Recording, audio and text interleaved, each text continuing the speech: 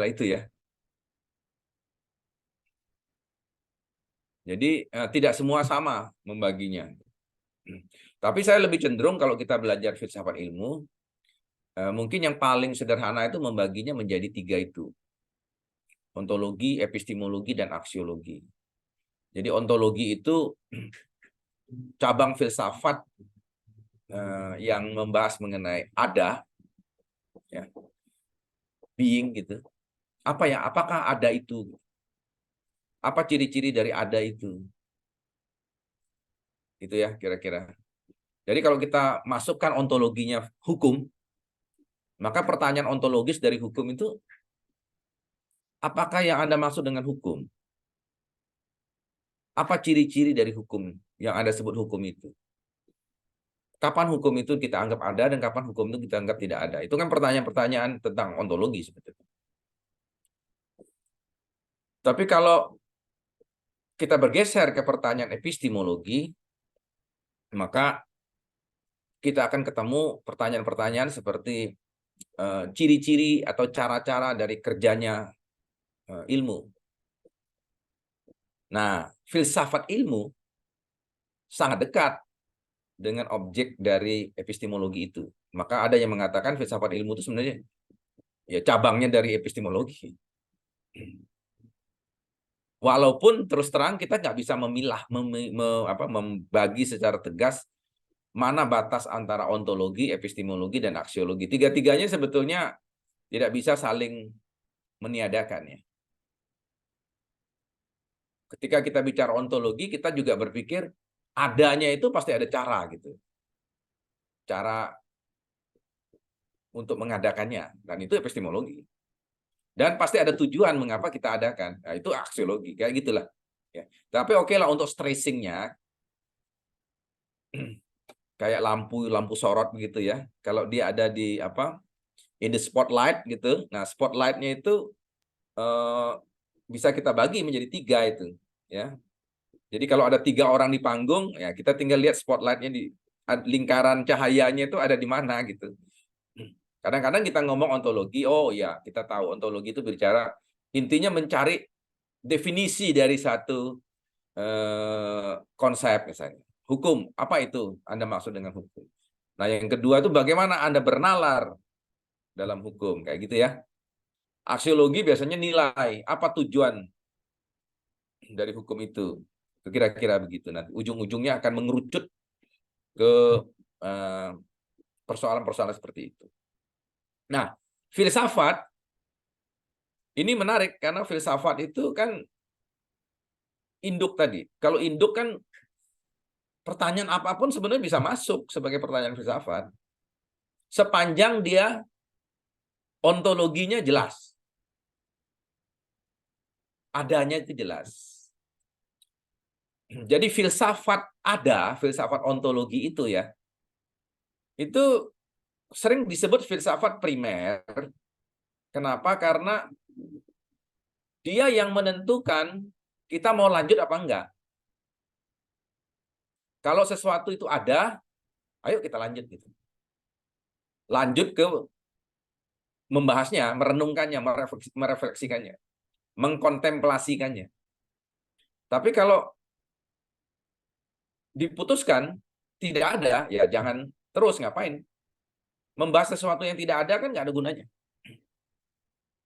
Bagaimana kalau ada keraguan, ada dan tidak ada gitu. Misalnya ada pertanyaan, adakah hidup sesudah mati misalnya?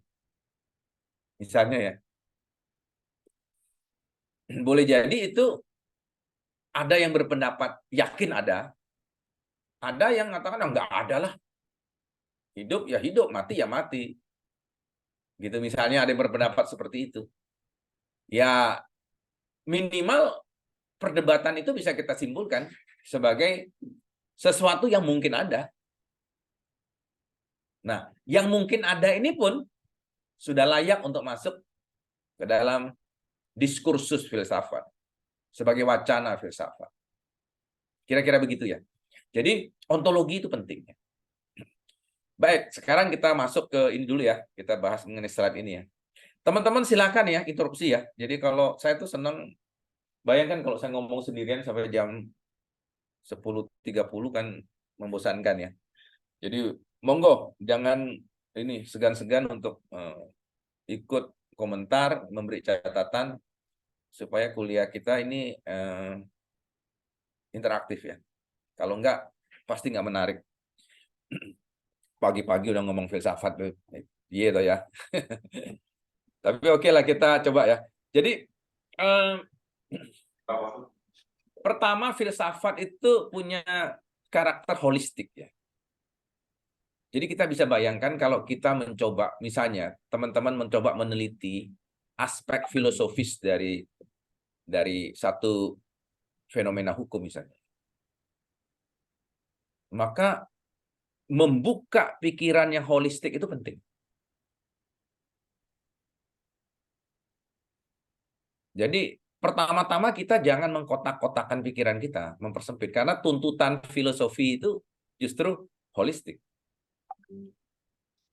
Dia adalah mater sinciarum.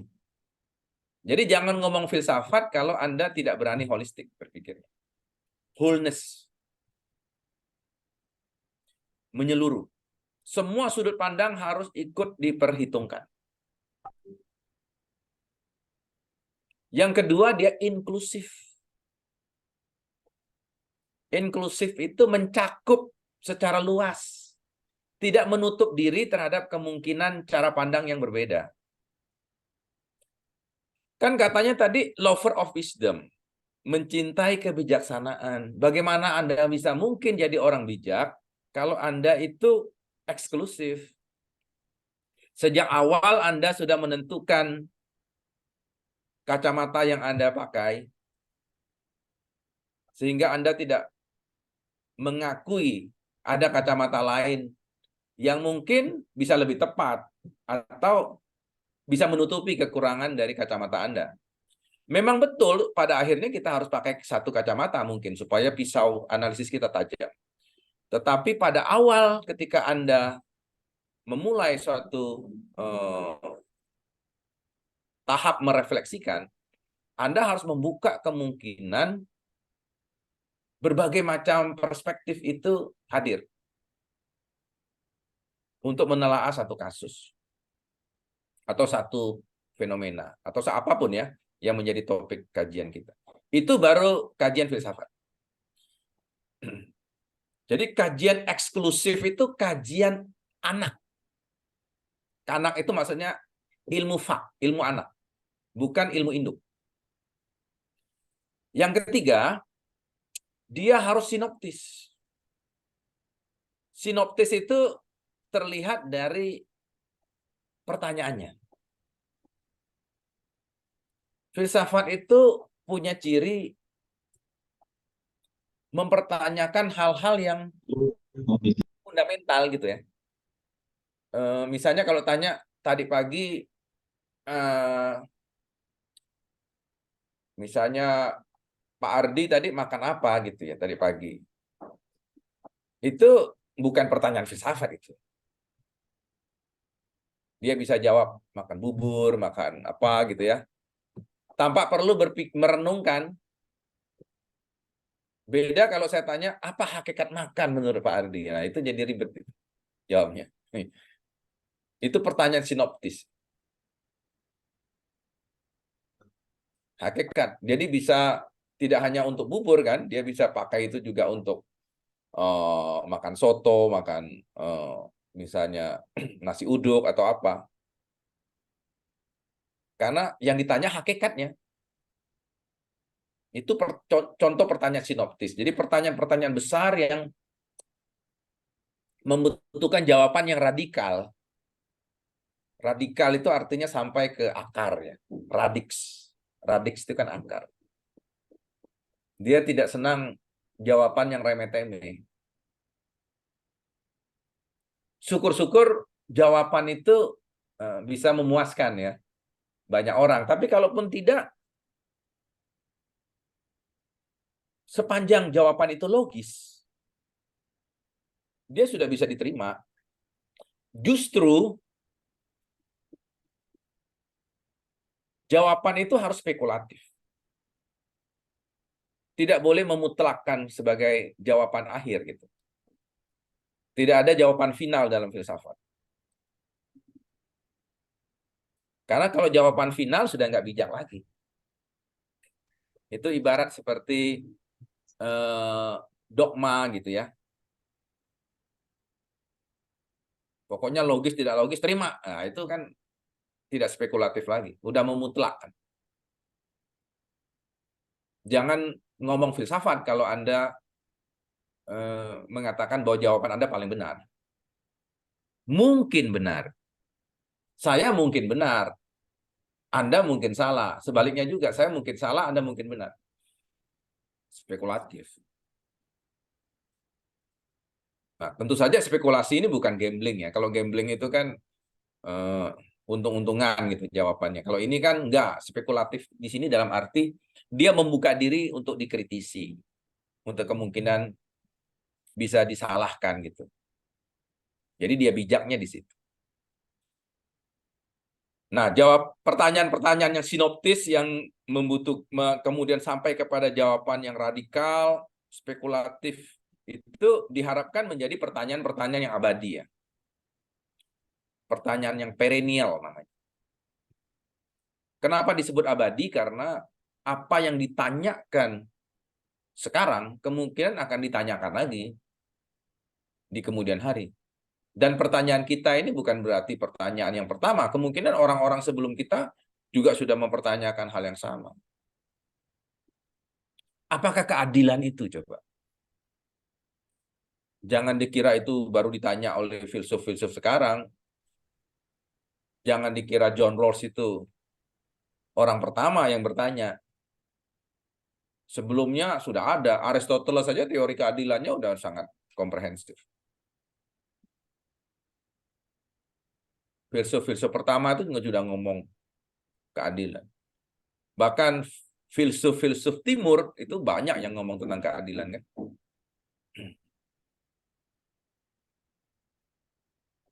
Agama-agama udah ngomong keadilan. Jadi itu kan pertanyaan kalau masih ditanyakan orang sekarang ya karena pertanyaan itu pertanyaan yang sinoptis, perennial, abadi. Pertanyaan yang besar ya, yang bukan pertanyaan remeh-temeh. Dan nah, yang terakhir ini penting. Karakteristik filsafat itu adalah reflektif kritis.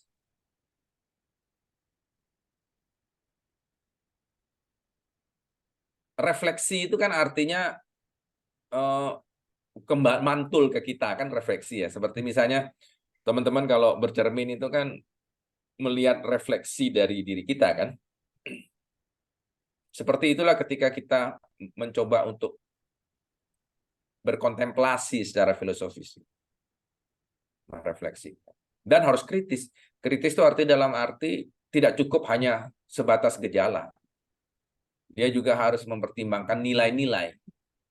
Nah, di situ dimensi subjektif masuk ya nanti ya. Aksiologinya harus sampai. Tidak hanya di dimensi ontologi dan epistemologi, seperti halnya ilmu-ilmu pada umumnya. Tapi harus sampai ke dimensi aksiologinya. Kira-kira begitu ya. Ini pembuka intermezzo kita ya tentang pengertian filsafat. Nah, ini tadi ya saya sebutkan. Nah, tentu saja kita tidak berharap orang awam itu menyukai filsafat. Karena mungkin untuk melakukan perenungan itu butuh waktu ya. Kadang-kadang hasil konkretnya belum tentu jelas ada gitu. Ini ngapain mikirin filsafat sampai nggak makan gitu. Ya. Sampai lupa gitu. Orang kayak Diogenes misalnya, ini saya nggak tahu nih nyambung nggak ya. Oh enggak, sorry. Harusnya ini ada nyambung ke slide ke slide tentang Diogenes. Ini kadang-kadang kalau saya switch filenya ke tempat lain dia sudah nggak hyperlinknya udah nggak berfungsi. Ya, jadi beda antara orang awam yang kemungkinan hanya receptive attitude. Receptive attitude itu nerimo sikap nerimo. Nerimo itu ya udah apa adanya gitu, ya udah gitu aja, udah gitu, kira-kira gitu. Ngapain kita nanya-nanya sesuatu yang dari sononya udah gitu. Itu reseptif ya. Tapi kalau inquiring itu enggak. Dia mempertanyakan. Memang kadang-kadang nyebelin orang yang inquiring itu ya. Jadi anak kecil itu kalau kalian bayangkan kalau dia memang sejak kecil berbakat jadi filsuf, dia bisa jadi nanya apa aja gitu. Kenapa begini? Ini kenapa begini?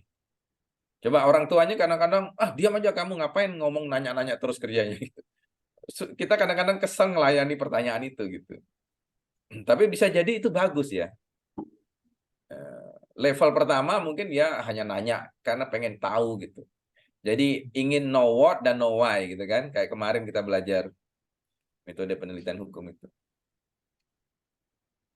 Tapi itu tuh lumayan tuh know what dan know why itu nggak semua orang akhirnya pengen tahu karena dianggap itu rutin, sudah jadi dari sononya udah begitu, dia akhirnya menjadi reseptif, nerima aja. Dia bukan inquiring. Pengen tahu, pengen tahu, pengen tahu itu kan inquiring ya. Gitu kira-kira ya. Nah, sehingga problematika filsafat itu sebetulnya seperti spiral gitu ya.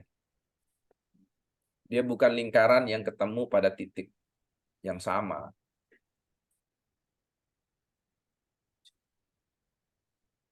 Nah, kita bisa bayangkan kalau teman-teman meneliti hukum, tapi masuk ke ranah filsafat, jadi filsafat ilmu hukumnya yang ingin dikaji, kita harus siap dengan kacamata itu ya. Dengan karakteristik seperti yang saya katakan tadi. Lakukan penelaahan secara inklusif. Kemudian kalau Anda tidak puas, karena menganggap bahwa banyak pertanyaan yang mungkin kontradiksi satu sama lain, ambil sikap. Untuk mungkin menentukan bahwa saya nggak mungkin meneliti seluas itu, tapi basis dari penelitian saya itu harus inklusif dulu. Baru kemudian kita memutuskan, oke, saya akan meneliti dengan mengambil perspektif ini. Ya. Nah, mengambil perspektif itunya itu tidak arbiter, tidak semena-mena ya, tapi berangkat dari kebutuhan jawaban kan.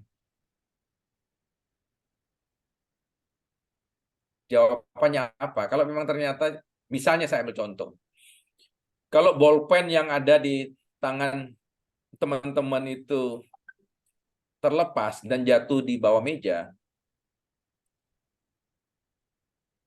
Anda bisa menemukan bolpen itu dengan berbagai cara kan. Cara yang paling mudah ya Pak, secara indrawi. Lihat, oh jatuh di situ, ambil gitu kan. Tapi bisa secara rasional juga bisa dihitung.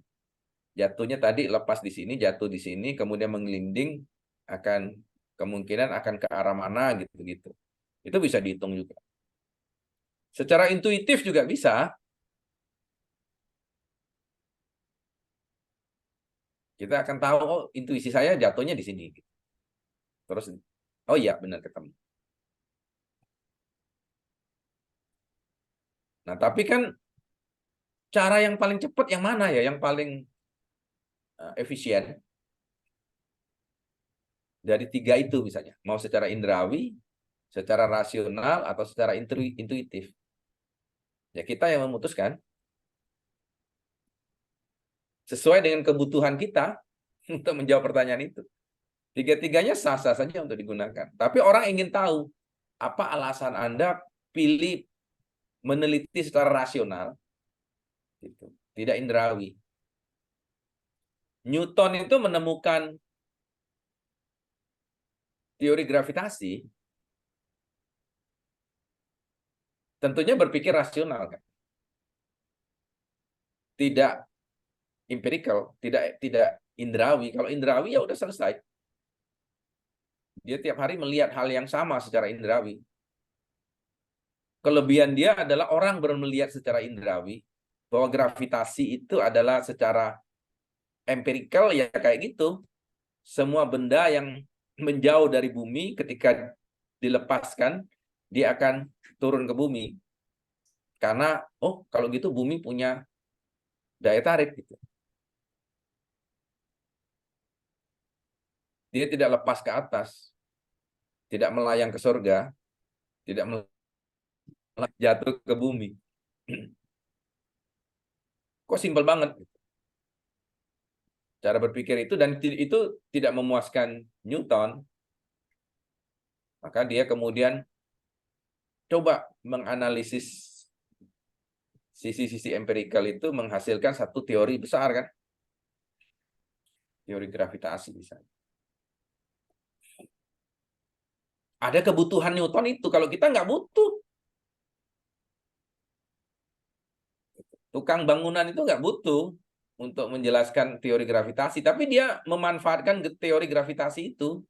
Coba kalau kita lihat tukang bangunan itu untuk meneliti, misalnya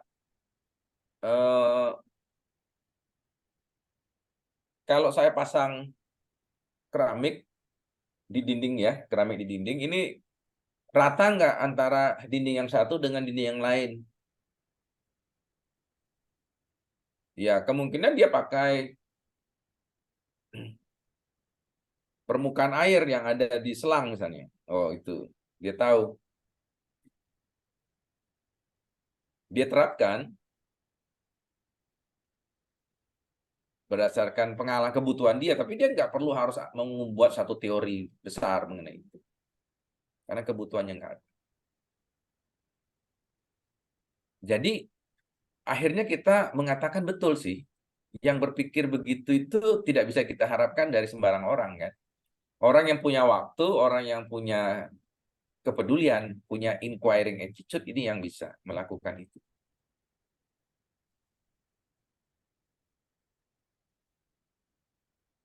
Ya, ini aja udah berapa menit ya kita ngomong hal yang sama. Jadi ini Aristoteles ya wajahnya ya. Terlepas apakah ini wajah sebenarnya atau tidak, ya tidak, kita tidak punya fotonya. Cuma orang Yunani itu punya seni yang cukup tinggi dalam membuat pahatan-pahatan ya.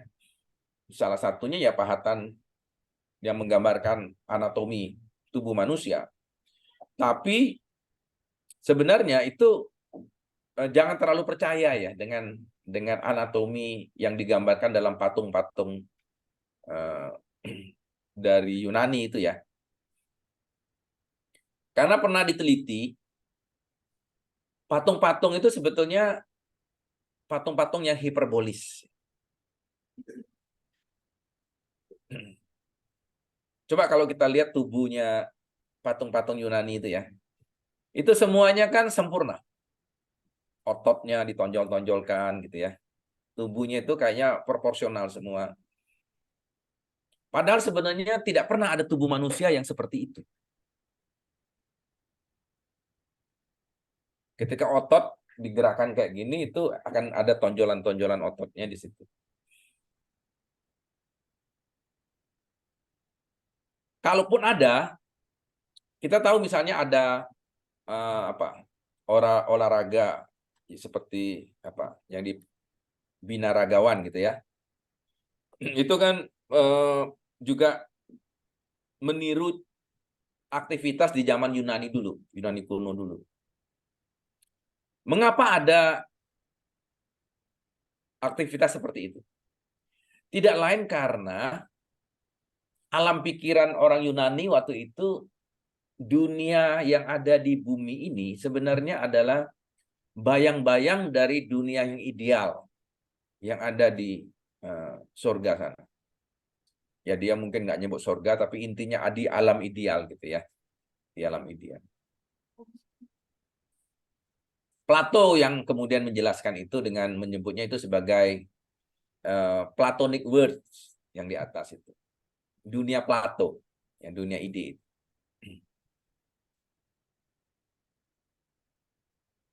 Nah, para dewa itu menghuni dunia ideal itu. Kita manusia menghuni dunia alam ini. Tapi yang dunia yang sebenarnya bukan ini. Dunia yang sebenarnya itu dunia yang ideal. Sehingga manusia itu eh, didorong untuk mengikuti apapun yang menjadi contoh di dunia ide itu, termasuk anatomi dari para dewa gitu. Maka dibuatlah manusia mengikuti itu dengan tubuh yang demikian proporsional dan sebagainya. Gitu ya kira-kira ya. Jadi kita bisa bayangkan, kita ngomong filsafat, kalau kita tarik ke filsafat barat, suasananya kayak gitu di awal munculnya filsafat itu. Tuh. Nah, tadi saya mengatakan bahwa dalam filsafat ilmu orang berusaha mencari jawaban yang abadi. Jawaban yang perennial itu. Nah, jawaban yang perennial itu adalah hasil kontemplasi. Hasil kontemplasi. Jawaban itu disebut teoria. Yang mungkin sekarang kita samakan dengan teori ya. Padahal teoria itu artinya bukan sekedar teori seperti yang sekarang. Teoria itu kegiatan merenungi realitas yang abadi. Yang tidak berubah, yang hakikat tadi. Yang ilahiyah.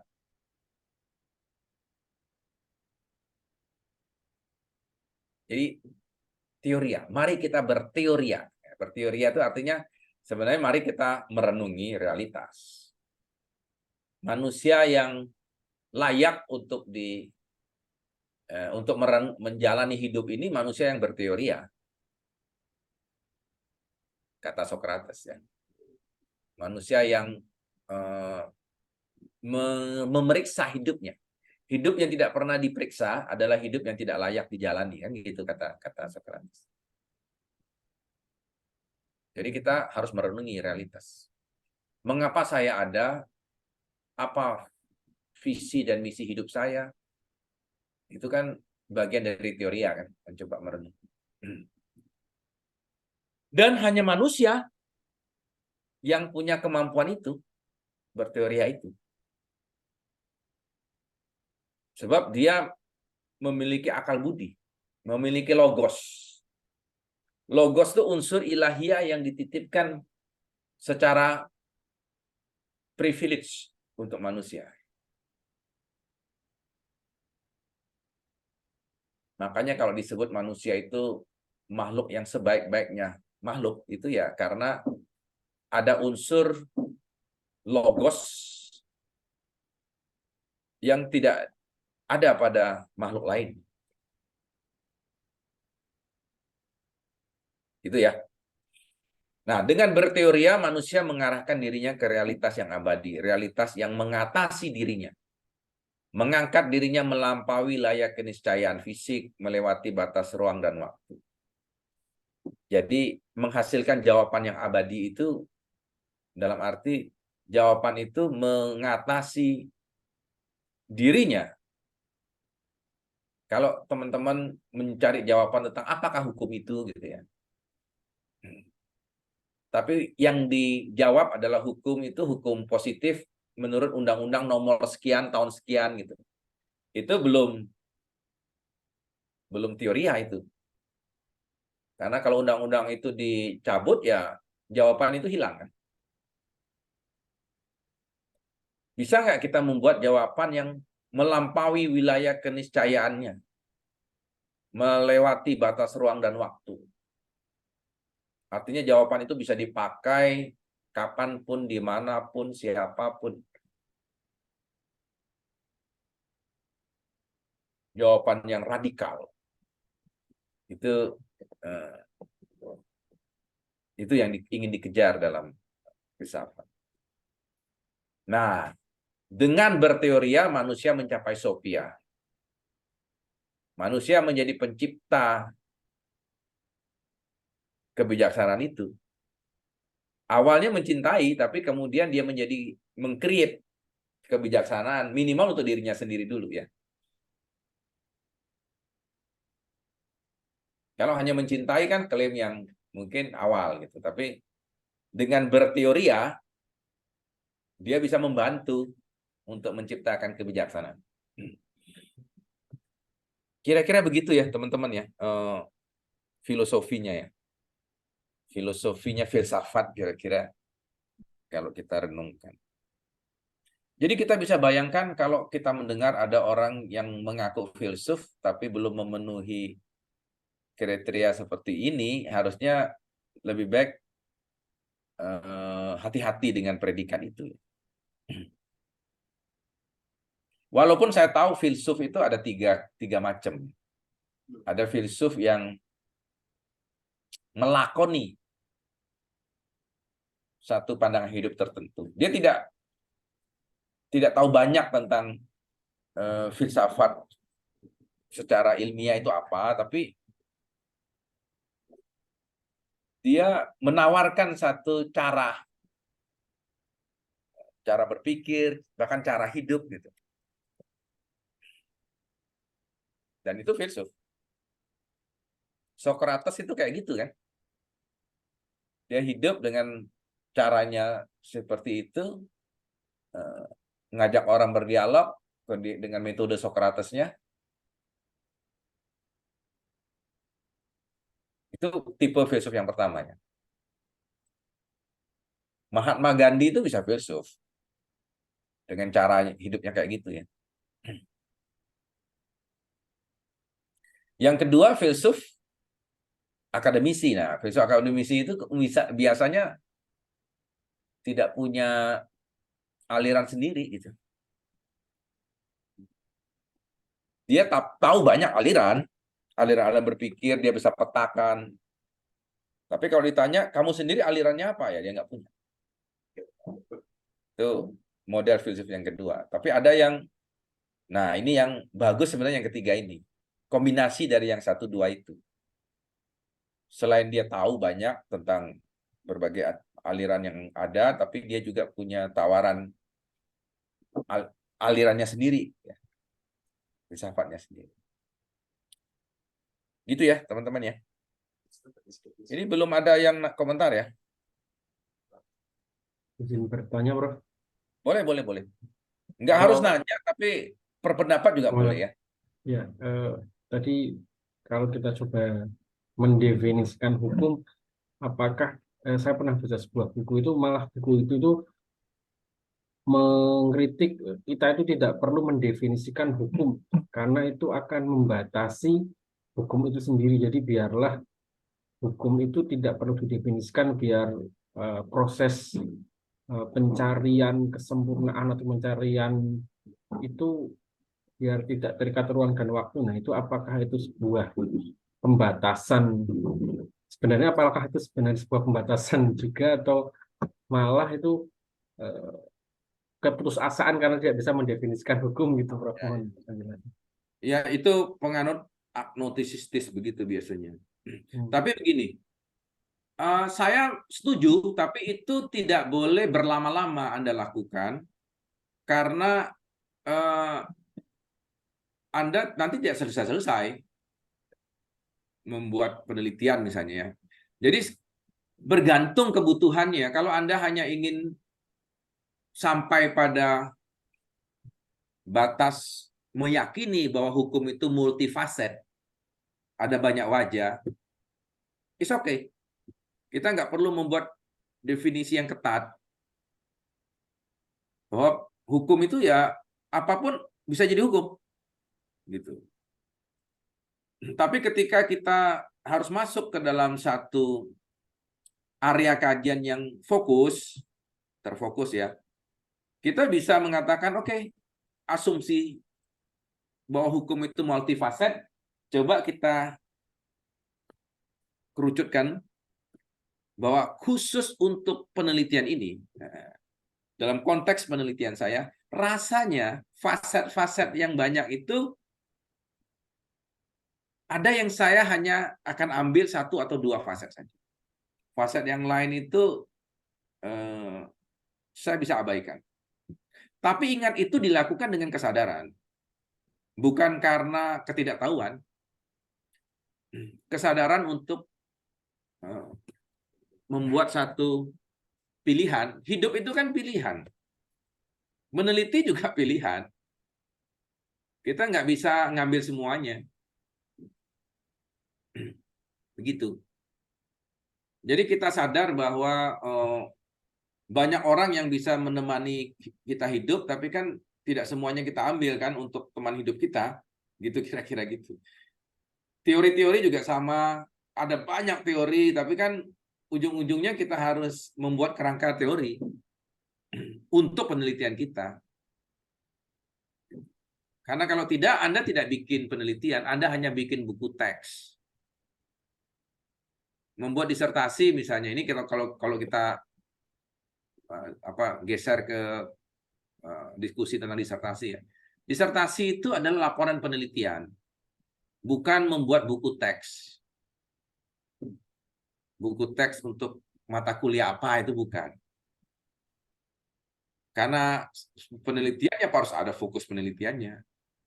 Ya itu berarti sejak awal memang harus desain fokus gitu, tidak. Dan harus ada definisi-definisi konsep. Definisi konsep harus sadari itu adalah satu reduksi. Reduksi dari fakta.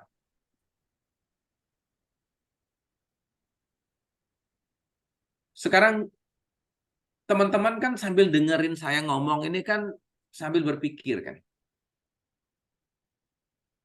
Tapi ketika teman-teman berpikir dan saya minta teman-teman mengungkapkan pikiran teman-teman, percayalah bahwa Anda sudah melakukan reduksi. Yang dipikirkan banyak, tapi yang bisa muncul di mulut kita itu terbatas. Mengapa? Karena bahasa manusia itu sudah membatasi realitas. Jadi di kepala kita ada 100 gitu ya. Nggak mungkin keluar 100. Saya tuh pengen ngomong banyak sebenarnya di kepala saya ini. Tapi ketika harus saya bahasakan, saya harus memilih kata yang bisa paling tepat gitu. Jangan-jangan bahasa Indonesianya nggak ada. Kan teman-teman sering ngomong, bahasa Jawa itu kadang-kadang lebih bisa menggambarkan daripada bahasa Indonesia. Nah, itu kan menunjukkan bahasa itu punya keterbatasan. Gitu. Ada banyak jenis jatuh, misalnya orang jatuh. Bahasa Jawa mungkin lebih bisa menggambarkan jatuhnya gaya ini dengan jatuhnya ini beda-beda. Tapi bahasa Indonesia jatuh semua. Mengapa? Karena bahasa itu mereduksi realitas. Dan kita harus akui kita berpikir dengan bahasa kan. Karena kita orang Indonesia, kita pakai bahasa Indonesia ketika berpikir. Kayak gitu. Jadi hakikatnya kita ngomong, oh kita tidak boleh membatasi. Iya, tapi Anda ketika berpikir pun Anda sudah membatasi. Apalagi ketika Anda omongkan, membatasi lagi. Jadi membatasi itu bukan sesuatu yang menunjukkan kelemahan dalam cara berpikir. Karena mereduksi makna itu sesuatu yang tidak bisa kita hindari. Sebab manusia berpikir dengan bahasa. Dengan simbol. Manusia itu adalah animal simbolikum. Manusia yang senang simbol. Nah, sebagai manusia yang binatang yang senang simbol gitu, animal simbolikum, ya dia berharap simbol-simbol yang dia sampaikan itu dimaknai sama oleh orang lain gitu. Gitu ya. Mudah-mudahan bisa direnungkan ya. Ini mata kuliahnya filsafat loh ya. Jadi kita agak sedikit reflektif gitu. Prof, Yuk silakan. izin Prof. Menarik tadi apa yang kemudian Prof sampaikan bahwa bahkan ketika kita berpikir pun sebenarnya itu adalah reduksi dari realitas gitu. Atau mungkin bahkan ketika kita definisikan melalui bahasa, itu jelas jauh lebih reduksionis kan begitu. Nah, apakah kemudian ini sih agak melenceng ya, Prof. Apakah kemudian sebenarnya realitas itu hanya ada di ide kita gitu. Artinya apa yang kemudian teman-teman yang kemudian menganggap bahwa realitas itu memang hanya ada di dunia ide itu ya benar adanya gitu, Prof. Karena memang tidak pernah bisa ditangkap secara sempurna kan begitu. Apakah demikian, Prof? Terima kasih, Prof. Definisi itu kalau bahasa Indonesianya apa? Definisi. Pengertian, Pengertian mungkin ya, Prof? pembatasan. Batasan, betul kan? Iya, Definisi itu batasan. batas. Sebenarnya definisi itu batasan. Bahasa Indonesianya definisi itu batasan. Apa batasan ini? Apa batasan ini? Sebenarnya maksudnya gitu. Berarti kan memang kalau kita membuat sesuatu yang definite, kita udah membatasi. Gitu. Nah, yang tadinya mungkin realitasnya besar, kita persempit. Apalagi definisinya denotatif. Definisi denotatif itu definisi yang main tunjuk aja. Itu lebih sempit lagi, hanya memberi contoh sebenarnya definisi denotatif itu. Gitu ya. Nah, penganut rasionalisme yakin itu cogito ergo sum. Aku ada karena aku berpikir kan gitu. Aku berpikir maka aku ada. Berarti ada tidak ada itu bergantung di pikiran kita. Gitu. Itu penganut rasionalisme begitu, Pak. Kan kalau kita nggak pernah general check up, kita nggak tahu penyakit di tubuh kita kan. Bisa jadi kita nganggap nggak ada. Padahal penyakit itu udah lama bercokol di tubuh kita. Nah, sama aja. Dokter itu meriksa kita. Mungkin dengan alat. Dia bingung mengatakan, oh Bapak sehat-sehat aja. Saya nggak menemukan ada penyakit, Pak. Di tempat Bapak. Ini Bapak sehat. Kita pergi misalnya ke rumah sakit yang lain di luar negeri, katakanlah gitu ya. Dokternya mungkin lebih teliti, ketemu penyakitnya di sana. Bahkan salah diagnosis lagi. Dokter yang ada, misalnya itu. Jadi tidak adanya itu kan karena ada di alam idenya si dokter kan. Beda lagi ketika pindah dokter, alam idenya beda. Oh, menurut dia ada ini. Jadi ada dan tidak ada tuh kalau begitu bergantung apa yang kita pikirkan. Masuk akal juga. Saya sering ngambil contoh anak kecil kalau makan es krimnya jatuh, dia ambil lagi tuh es krim. Dia makan lagi. Kita bilang jangan kotor, ada kumannya. Karena kuman itu ada di benak kita, nggak ada di benak dia. Ya kan? Jadi ada tidak ada itu bergantung di pikiran dia. Gitu. Menjawab kira-kira Pak ya? Tetapi, nah ini ada tetapi. Tentu saja rasionalisme itu hanya salah satu aliran berpikir gitu ya. Kalau kita hanya berpikir rasionalisme, kesannya kok simple banget gitu manusia ini hidup. Pasti ada hal-hal lain yang ada itu tidak selalu harus rasional, maksud saya begitu. Kadang-kadang keberadaan itu bisa muncul dari hal-hal yang tidak rasional kan? Begitu. Kalau model begitu nanti Tuhan itu ada apa enggak ada, ya menjadi tidak ada jawabannya karena enggak rasional. Secara rasional enggak bisa diterima. Tapi kita menganggap yang irasional itu pun bisa dirasionalkan akhirnya gitu. Karena pencarian itu. Jadi tingkat rasionalitasnya itu juga bisa berbeda-beda antara rasionalitas seorang filsuf, misalnya rasionalitas seorang awam bisa jadi beda kan, dengan rasionalitas seorang pedagang, dengan rasionalitas seorang tentara itu bisa beda-beda. Nah, itu yang saya katakan tadi, akhirnya batas antara epistemologi, aksiologi, dan lain-lain itu akhirnya menjadi saling mempengaruhi satu sama lain. Saya menjadi rasional karena rasionalitas model saya ini karena pendidikan saya kayak gini misalnya, atau latar belakang keluarga saya begini. Dulu diajarkan kebaikan, keburukan oleh tetangga saya kayak itu banyak sekali perjalanan sejarah kita. Masa lalu kita itu bisa menentukan, bahkan rasionalitas kita bisa ditentukan juga. Sama kayak anak kecil tadi kan, dia karena tidak pernah diajarkan oleh orang tuanya tentang kuman, ya dia tidak masuk tentang kuman di kepalanya. Akhirnya ya kita rasionalitas itu bisa jadi pakai hukum sebab akibat yang sembarangan. Misalnya kalau saya melihat ada gunung meletus, saya kasih sesajen, gunung meletusnya berhenti, rasionalitas saya mengatakan, oh, gunung itu berhenti meletus karena sesajen yang saya berikan. Misalnya itu kan. Itu post hoc ergo propter hoc namanya. Rasional, apalagi dicoba, iya juga.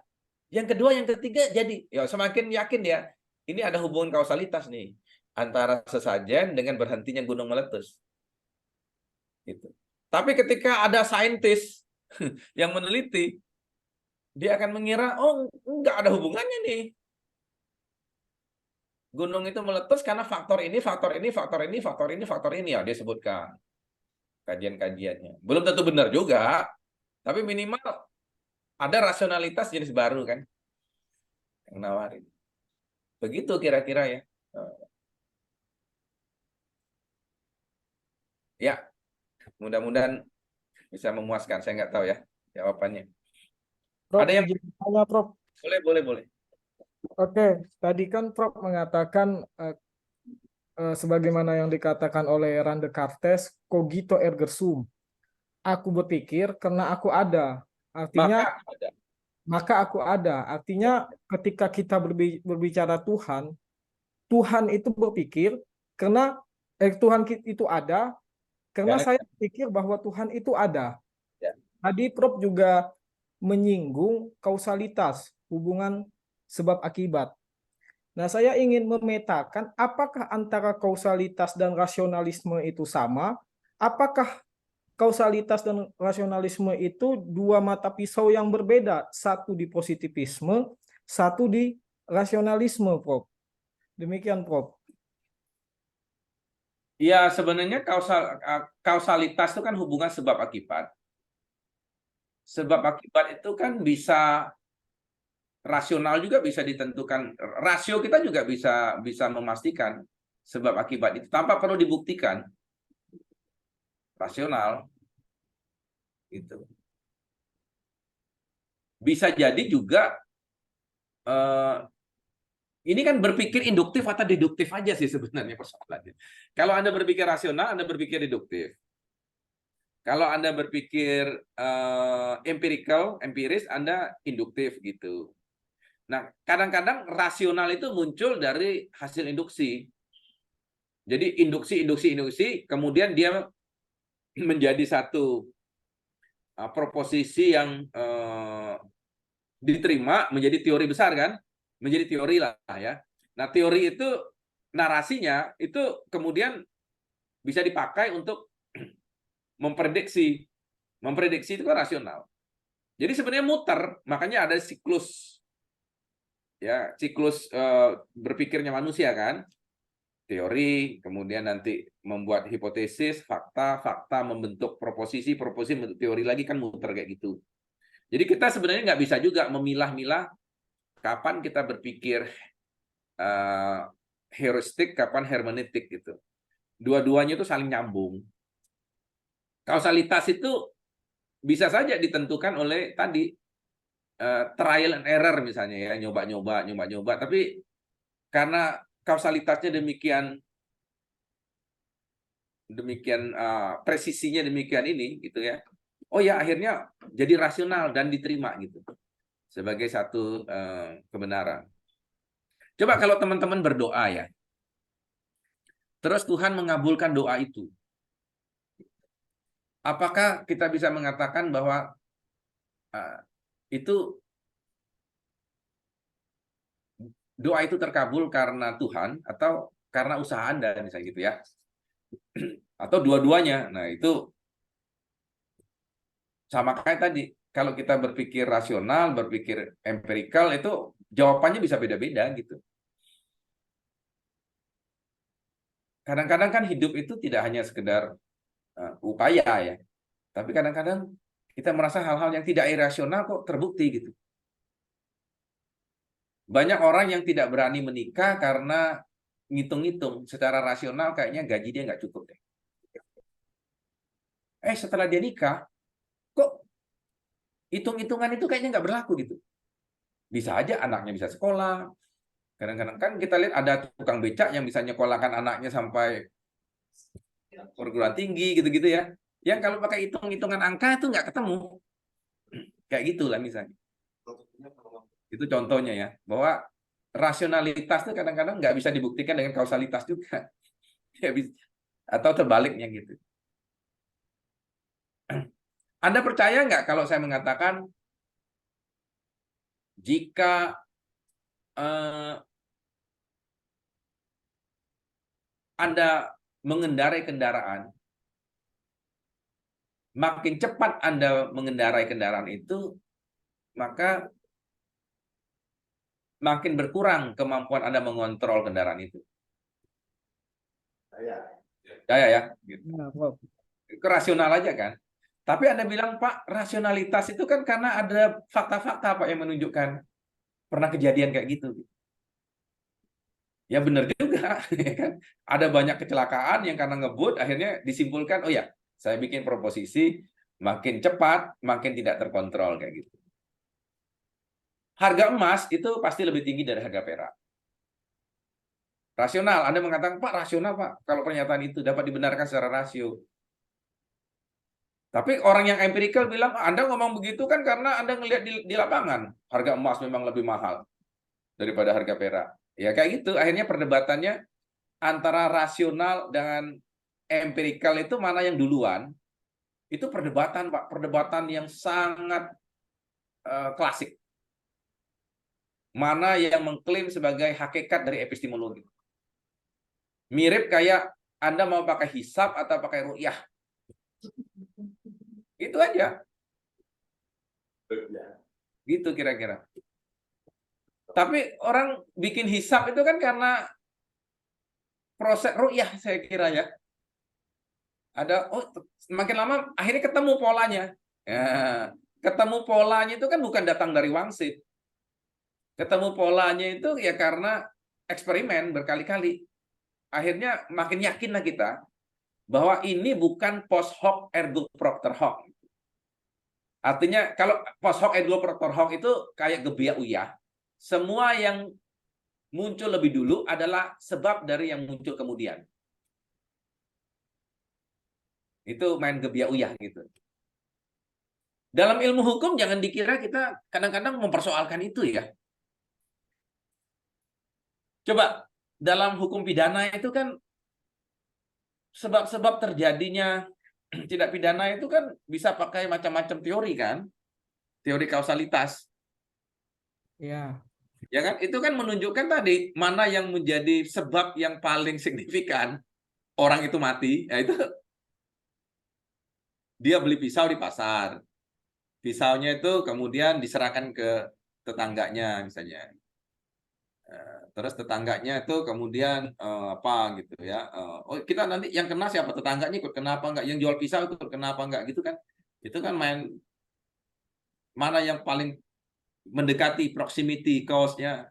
Itu-gitu tuh dibahas itu. Jangan dikira kita nggak ngikuti apa perkembangan pembicaraan filsafat gitu.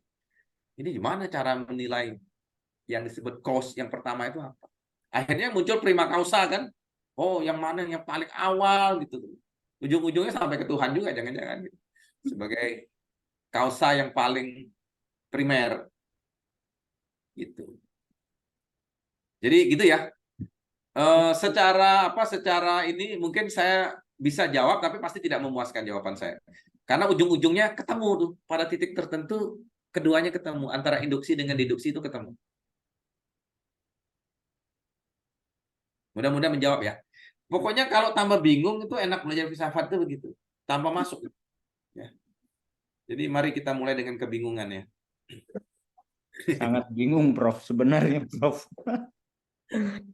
Tapi justru kenikmatan berfilsafat itu kebingungan itu. Jadi kan awal orang berfilsafat itu wonder.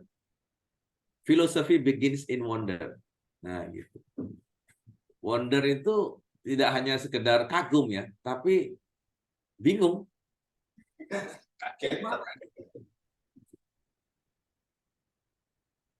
Dan itu kayak seperti pernah bikin orang penasaran. Nah, nikmatnya teman-teman ya yang mungkin belum sempat menikmati filsafat, saya yakin sedikit-sedikit menikmati ya. Tapi ada momen orang itu sangat rileks dalam berfilsafat, itu adalah yang disebut dengan aha moment. Aha moment itu gitu. Itu momen ketika otak kita tuh jadi rileks, kita kayaknya kenapa nggak saya pikirin dari dulu ya? Itu teman-teman bilang tercerahkan, gitu kan kayak ngomongnya gitu kan. Tapi tercerahkan itu sebenarnya otak kita tuh jadi rileks karena kita merasa, oh, saya ketemu nih gitu. Itu aha moment.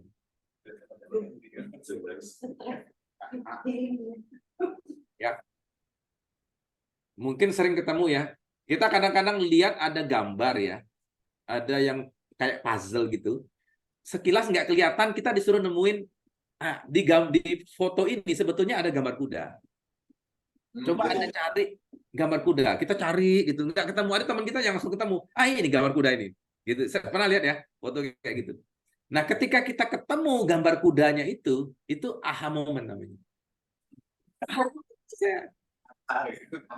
Terus teman kita di sebelah kita, mana saya belum ketemu. Nah, itu kan penasaran deh, mana saya nggak ketemu gambar kudanya. Kok kamu udah ketemu?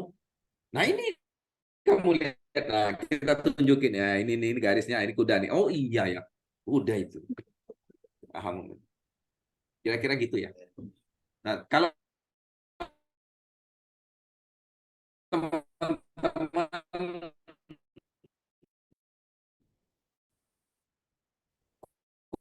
kuliah,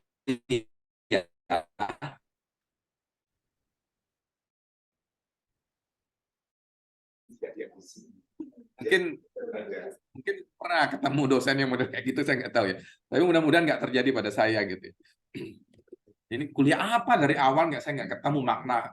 Ini ngomong apa gitu, muter-muter gitu. Kapan aha momennya gitu? Nanti nanya aja ya ke dosen.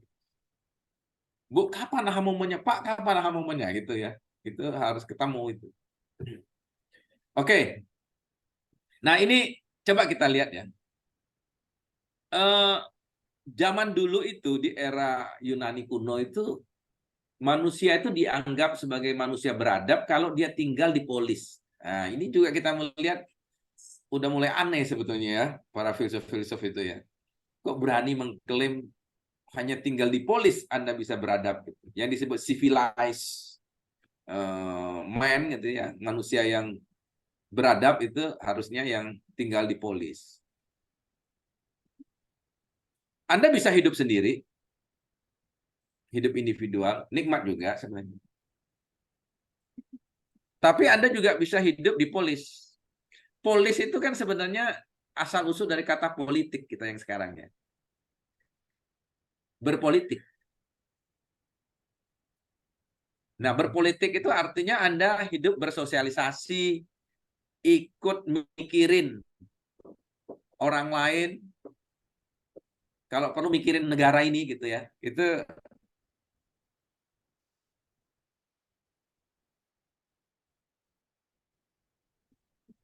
hidup di polis, warga polis, zone politikon itu warga polis kan.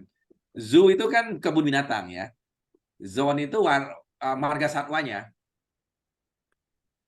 Jadi kita warga polis, zoon politikon. Itu ideal. Ideal.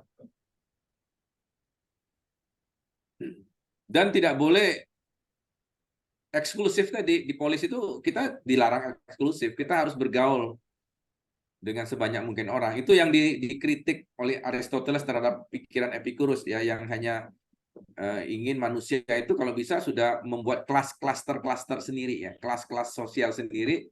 Dia cukup bergaul di kelas itu. Itu nanti akan memunculkan kasta-kasta kan dalam kehidupan. Pengertian kasta itu bukan pengertian kasta dalam warna gitu ya.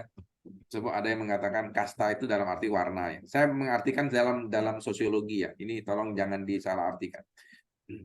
Jadi dalam sosiologi itu ada strata, mungkin lebih tepat stratifikasi sosial. Nah, tetapi kata Aristoteles yang lebih ideal itu Anda berfilsafat.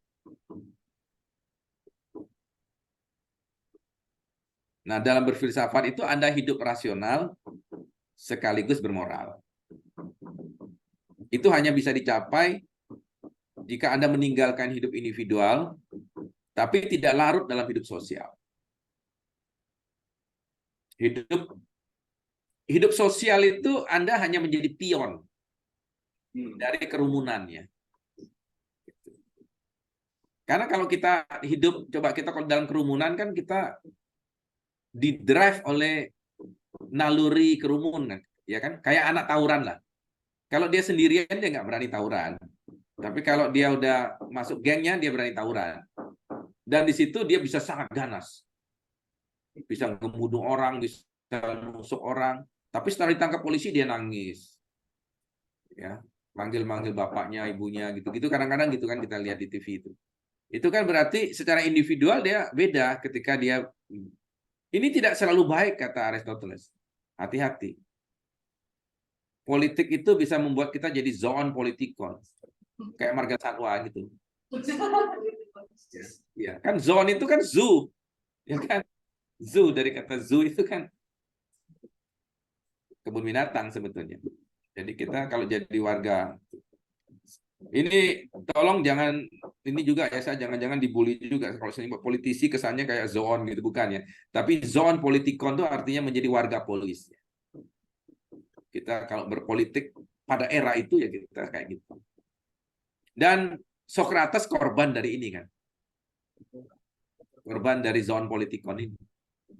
Ketika dia dihukum mati di pengadilan Agora, itu betul-betul manusia itu nggak berpikir kritis kan. Mungkin ketika ngambil suaranya tinggal nyolek-nyolek temannya, kamu ngisi apa? Socrates salah apa benar? Udah kita ini salahin aja. Socrates kemarin baru diskusi sama saya nggak bisa jawab pertanyaannya. Udah kita salahin aja. Kok nggak ada artinya juga kalau kamu nyalain dia, yang lain pasti benerin. Jadi suara kamu satu ini nggak ada nilainya. Ya gitu kira-kira gitu. Saling bergurau gitu-gitu. Ternyata yang berpikir kayak gitu banyak. Ada akhirnya antara yang mengatakan Socrates bersalah dengan tidak bersalah, itu bedanya sampai 100 ya. 100 orang. Padahal 500 ya yang ada di pengadilan Agora itu. 500 orang, Socrates disuruh presentasi, yang nuduh dia juga presentasi, masyarakat di warga polis yang ada di pengadilan Agora itu kalian ambil suara sekarang ya. Socrates salah atau tidak salah nih? Kayak gitu. Mungkin kalau zaman sekarang pakai itu sosial media itu ketik Rex spasi apa gitu-gitu ya. Salah, ketik Rex spasi benar gitu kira-kira. Udah dihitung, beda 100. Setelah itu, setelah diumumkan, banyak warga Athena nangis itu. Waduh, kok bisa begini ya? Kenapa? Gara-gara itu Socrates harus dihukum mati. Minum hemlock. Mereka bukannya nggak sadar, warga Athena itu sadar, mereka akan dikutuk oleh sejarah. Akan dikutuk oleh sejarah. Dan kita mengutuk sampai sekarang kan pengadilan Agora sebagai bentuk pengadilan sesat. Kenapa warga Athena yang dianggap sangat itu, civilized nation tadi, bisa menghukum seorang Socrates yang merupakan aset yang berharga. Mungkin 1000 tahun Anda tidak akan mungkin ketemu orang, tidak mungkin warga Athena bisa melahirkan orang kayak Socrates. Belum tentu bisa. Tapi kenapa Anda bunuh dia? Menyesal mereka, sehingga pintu penjara dibuka lebar-lebar, berharap Socrates melarikan diri. Sampai segitu coba. Penjara dibuka pintunya, suruh Socrates, ayo keluar dari polis ini. Kami janji tidak akan ngejar kamu. Apa kata Socrates? Enggak bisa. Biarlah waktu yang akan membuktikan. Dan kalau dia lakukan itu, kita tidak akan mengklaim, mungkin tidak akan menghormati Socrates. Ada seorang filsuf besar tapi buron, coba. Masuk DPO. Ya. Itu tidak akan dikenang dalam sejarah. Jadi itu mungkin suratan takdirnya Socrates. Sampai murid-muridnya kan putus asa itu. Plato, Aristoteles, dan sebagainya itu putus asa. Setelah kematian, ya Aristoteles muridnya Plato ya. Generasinya Plato ya, sebagai murid dari Aristoteles. Itu banyak yang frustasi. Kayak gitu ya ceritanya. Nah, tapi ini kemudian ya Aristoteles itu kan generasi ketiga ya. Aristoteles ini kita tahu gurunya Alexander the Great ya. Ya hidup itu harus kayak gini. Hidup rasional tapi bermoral. Apakah Alexander sebagai murid Aristoteles mengamalkan ini, kita nggak tahu ya. Karena kita tahu bahwa di era itu terjadi persaingan kan antara Yunani dengan Persia misalnya ya. Itu dalam sejarah kira-kira begitu. Nah, tadi saya menyebut bahwa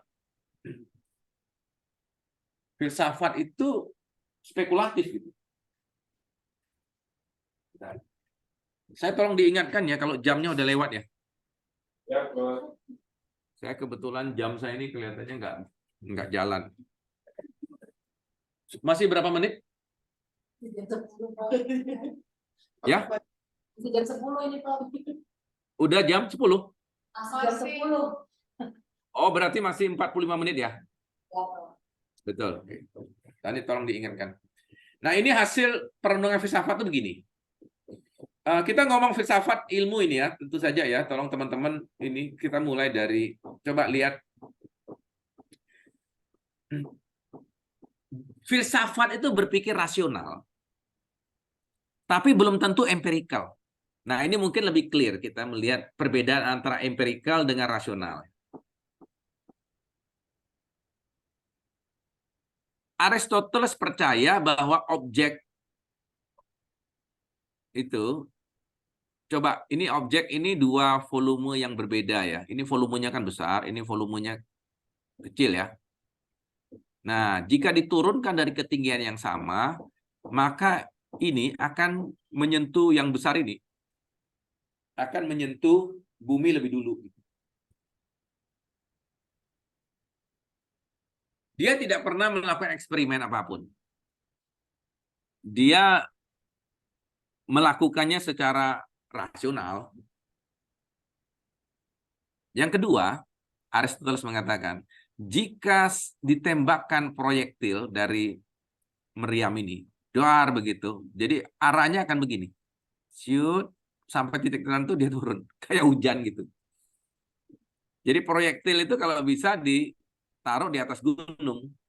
Ditembakkan supaya bisa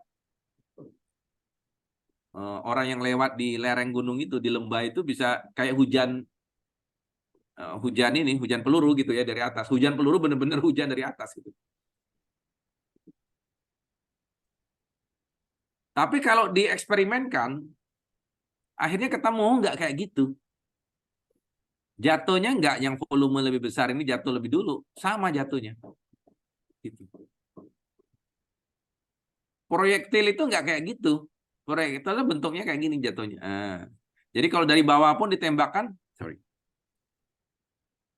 ketika ditembakkan pun dia akan kayak gini jatuhnya. Membuat lengkungan gitu.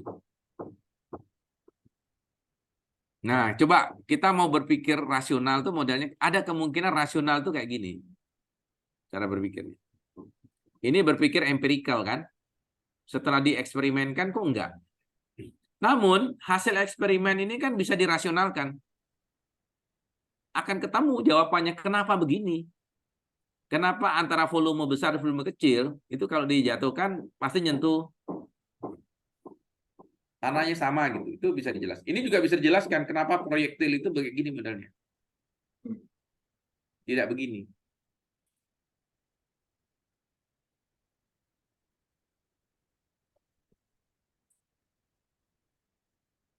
Para filsuf Yunani itu percaya wanita itu laki-laki yang belum sempurna. Sehingga mereka tidak boleh hadir misalnya untuk menjadi decision maker dalam pengambilan keputusan. Jadi pengadilan agora itu sama sekali nggak ada wanita. Jadi wanita-wanita Yunani itu dilarang untuk ikut dalam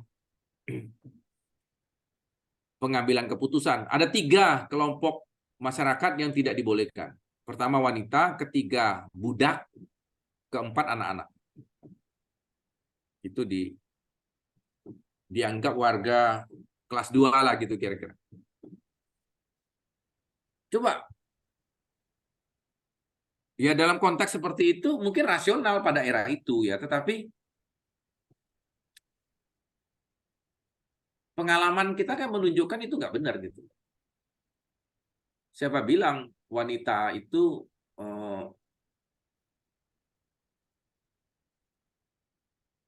konon kan kalau pakai cerita juga wanita dan cerita keyakinan berbagai agama kan wanita itu diciptakan dari tulang rusuk pria misalnya gitu ya.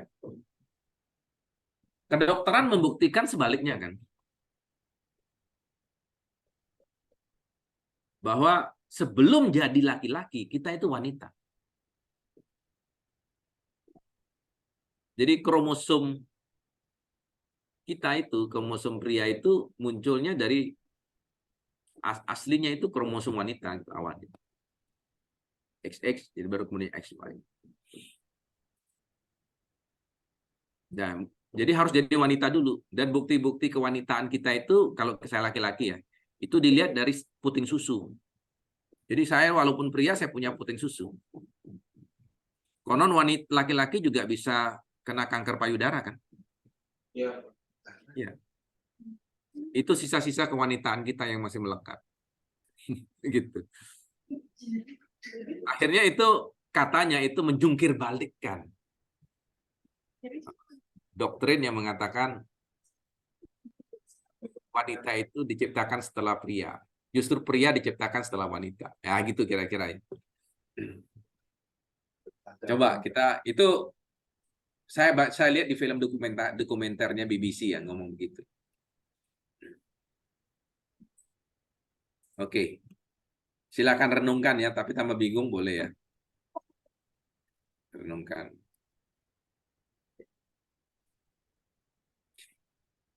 Seingat saya Socrates juga yang mengatakan bahwa gigi wanita lebih sedikit dari gigi kuda. Nah, itu ada statement-statement kayak gitu. Jadi banyak yang spekulasi yang aneh-aneh ya. Tapi untuk bisa mencapai kesimpulan itu dia berpikir rasional itu. Ada penjelasannya. Akhirnya orang percaya, oh iya gitu. Kalau hanya ngambil ujungnya kita lucu gitu. Kok lucu banget sih ada statement kayak gitu. Tapi dia berpikir rasional gitu. Oh iya bisa diterima. Dan kalaupun itu salah secara empirikal ya, kayak tadi proyektil segala macam itu kan salah ya. Keliru artinya. Secara empirikal kita buktikan itu enggak gitu. Terbukti tidak mengurangi kualitas seorang Socrates, Plato, dan Aristoteles kan. Jadi intinya saya ingin mengatakan salah berpikir sepanjang itu etikanya baik ya, itu no problem dalam dunia akademik. Bukan aib. Salah itu bukan aib. Gitu kira-kira. Yang nggak boleh itu kalau bohong. Bohong itu artinya saya tahu ini tapi saya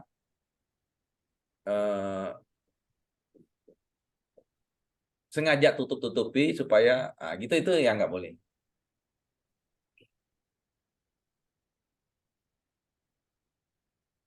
Jadi teman-teman bikin disertasi salah nggak apa-apa ya. Kadang-kadang jadi dokter juga. Kadang-kadang kalau nguji itu gitu ya. Aduh ini kayaknya sih kalau saya kayaknya pertanyaan saya kayaknya nggak terjawab tadi tuh perasaan saya gitu loh. Ini nggak ngejawab pertanyaan saya tadi. Tapi kiri kanan kayaknya oke, udah mengatakan harus lulus gitu. Ya udah ikut lulusin gitu ya, gitu-gitu. Dengan harapan setelah lulus ya mungkin bisa berubah gitu cara berpikirnya gitu kan. Ternyata banyak juga, saya surprise juga.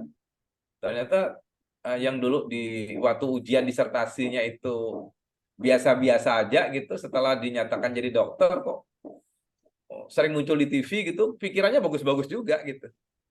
Jadi nggak menjamin ya. Orang itu berproses intinya. Kita nggak bisa nilai orang dari satu sequence waktu tertentu ya. Ya, kira-kira gitu ya. Jadi pokoknya optimis aja lah ya teman-teman. Jangan merasa saya ini kayaknya belum pantas. Jangan mentidak pantaskan diri sendiri ya. Ya pantas-pantas aja lah. Yang penting niat pasang ya apa niatnya itu ya untuk terus belajar gitu. Terus bingung itu intinya. Terus, supaya ketemu tadi yang momennya. Gitu. Ketemu. Sering-seringnya dapat momen ya.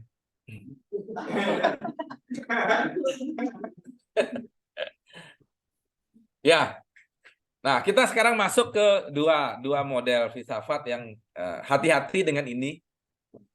Filsafat itu bisa sebagai ilmu, bisa sebagai produk gitu ya. Jadi kalau bergerak ini dia proses. Nah, ini ilmu. Jadi kalau kita menganggap filsafat ilmu itu ya harusnya dia belum sampai pada titik akhir, pencariannya masih terus berlanjut. Filsafat Barat punya kecenderungan diartikan sebagai filsafat proses. Makanya kenapa dari tadi kita ngomong filsafat Barat, karena filsafat ilmu ini gitu. Beda kalau kita ngomong filsafat sebagai pandangan hidup ya. Sebagai way of life gitu, kayak gitu-gitu, falsafah. Nah, itu dia udah selesai, udah berhenti kayak gini, udah nggak bergerak, dia udah berhenti. Begitu dia berhenti, pluk gitu. Dia udah jadi produk. Artinya tinggal kita pakai. Tinggal kita pakai untuk kita lakoni. Kemungkinan falsafah itu hasil dari filsafat. Ya. Mangan orang mangan asal ngumpul bisa gitu ya. Itu bisa jadi pandangan hidup loh. Tapi ada penjelasan kan? Kenapa sampai ada jargon atau apa? Mau disebut doktrin atau apalah gitu ya. Atau pandangan hidup seperti itu. Dan itu menjadi persoalan ketika dulu proses ketika mau diimplementasikan di program transmigrasi misalnya dulu kan gitu ya. Wah nggak bisa transmigrasi, kita lebih baik ngumpul walaupun nggak makan. Tapi Pak Harto kan berhasil waktu itu. Oh nggak gitu filosofinya, mangan orang mangan asal ngumpul itu harus diartikan secara berbeda, cara bacanya beda, dan nilai-nilainya kemudian digeser. Akhirnya orang, kalau gitu kita lebih baik kumpul tidak kumpul asal makan gitu ya. Itu, tapi dalam konteks yang berbeda gitu. Kira-kira ya ini disebut genetives objectives karena apa? Karena kalau sebagai ilmu justru objek kajiannya itu adalah filsafat keilmuan. Keilmuannya itu objek keilmuannya itu yang dilihat. Tapi kalau genetives objectives justru dipakai sebagai perspektif, sebagai kacamata untuk melihat persoalan. Jadi kalau kita menganggap Pancasila itu adalah falsafah, ya pasti Pancasila itu akan membenarkan dirinya sendiri. Karena dia adalah genetives subjektivus. Nah, sekarang ketika teori Anda pakai untuk menganalisis, Anda punya kecenderungan menjadikan dia sebagai genetives subjektivus, kan? Benar nggak? Anda jadikan itu kacamata justru untuk melihat persoalan. Karena milih. Nah, logika kita harusnya yang terjadi adalah kayak gini. Cari dulu, kemudian tetapkan. Jangan dari awal tetapkan. Karena dari awal tetapkan, Anda sebenarnya sedang menggunakan produk, bukan menggunakan proses. Justru kalau saya ingin tahu kenapa Anda sampai pada produk ini, proses Anda sampai ke produknya gimana. Anda memilih kerangka berpikir seperti ini, prosesnya itu harus dipertanggungjawabkan. Bukan hanya nerimo tanpa mencari. Seolah-olah kita tuh dapat warisan aja. Hidup kita ini kan banyak yang sebenarnya tidak kita cari, tapi kita hasil dari produk, kan. Hasil dari genetives subjektivus. Benar nggak? Kita lahir sebagai apa? Coba kadang-kadang kan hasil dari genetives subjektivus. Kita yang milih. Jangan-jangan agama yang kita anut pun itu sebetulnya warisan. Karena orang tua kita apa, kita ngikut. Itu kan genetives subjektivus sebetulnya. Bukan hasil pencarian sendiri kan sebenarnya. Itu contoh ya. Ekstrimnya gitu kira-kira. Kalau kita mau mengkritisi. Jadi kalau teman-teman ini sekarang itu lahirnya di Rusia mungkin ya nggak kayak gini sekarang hidupnya, kan. Bahkan nggak kuliah di Undip mungkin ya. Jangan-jangan ikut perang di Ukraina sekarang. Jadi kita kadang-kadang dalam kondisi tidak punya kesempatan mencari, kan. Kita sebagian itu adalah ada menggunakan produk ini. Tapi ketika kita bicara ilmu, jangan Anda lakukan itu. Ilmu itu harus mencari dulu. Baru Anda tentukan produknya. Coba sekarang kritisi ya. Kalau misalnya Anda disuruh pakai produk dulu, baru kemudian mencari, itu kayak terbalik itu posisinya. Ini cari ini. Tetapkan produknya, baru Anda cari prosesnya. Itu lebih sulit mempertanggungjawabkannya. Kayak nerima warisan kayak tadi. Begitu diserang orang, kita nggak bisa jawab. Kita membenarkan satu pandangan, tapi sebenarnya itu warisan. Warisan yang kita, kalau kebetulan, nah serba kebetulan. Kebetulan aja Anda dapat warisan itu. Begitu digeser, gimana kalau Anda sekarang orang Amerika Latin? Nah, kita nggak bisa jawab. Oh, lain lagi pikirannya. Kalau gitu, itu nggak objektif. Karena mulai dari genetives subjektivus. Kita harusnya mulai genetives objektivus. Sama seperti Bung Karno itu, dia berproses itu. Dia cari, ketemu akhirnya. Pancasilanya gitu. Nah, pertanggungjawaban Pancasilanya itu jangan dicari di sini. Carinya di sini. Jadi kalau kita ingin membaca Pancasila sebagai falsafah, pandangan hidup, yang bisa kita komunikasikan ke orang lain, kita harus cari proses. Penelitian itu kan mengkomunikasikan apa yang kita teliti supaya dibaca orang lain. Bukan kita bikin diary. Kalau teman-teman membuat buku diary, buku apa ya? Buku ya menceritakan apa yang Anda alami hari ini. Anda kan ngomong dear diary. Hari ini saya apa gitu, ikut kuliah filsafat ilmu, tambah bingung saya gitu misalnya nulisnya gitu. Ya itu hanya untuk diri Anda. Tapi ketika Anda membuat laporan penelitian, Anda sebetulnya sedang berbicara dengan orang lain. Berharap orang lain mengerti cara berpikir kita. Itu Anda harus mulai dari sesuatu yang rasional kan. Karena rasionalitas itu sesuatu yang bisa nyambung dengan orang lain. Rasio itulah yang menjembatani pikiran kita dengan orang lain sebenarnya. Kalau pengalaman itu susah. Kita share ke orang lain sebenarnya. Kalau teman-teman cerita pengalaman ya ke saya ya.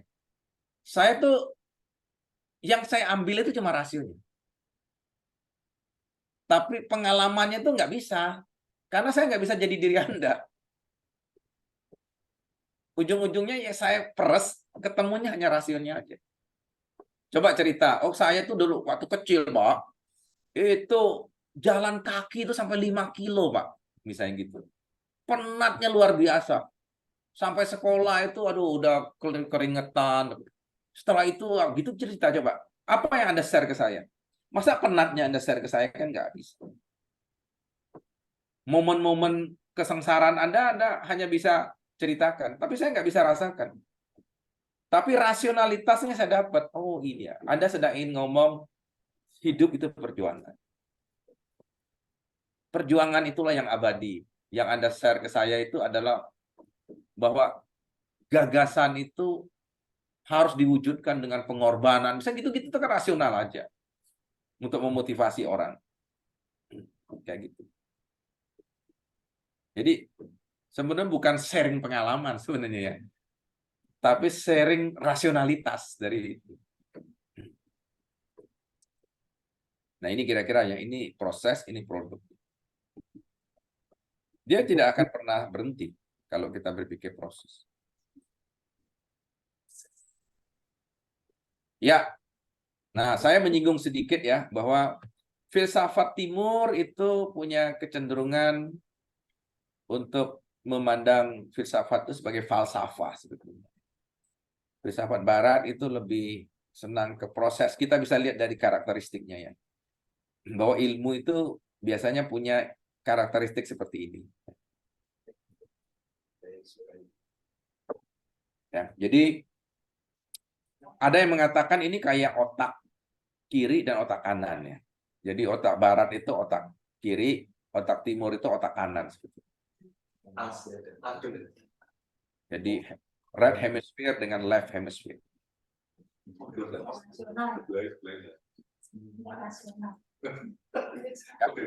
Kira-kira.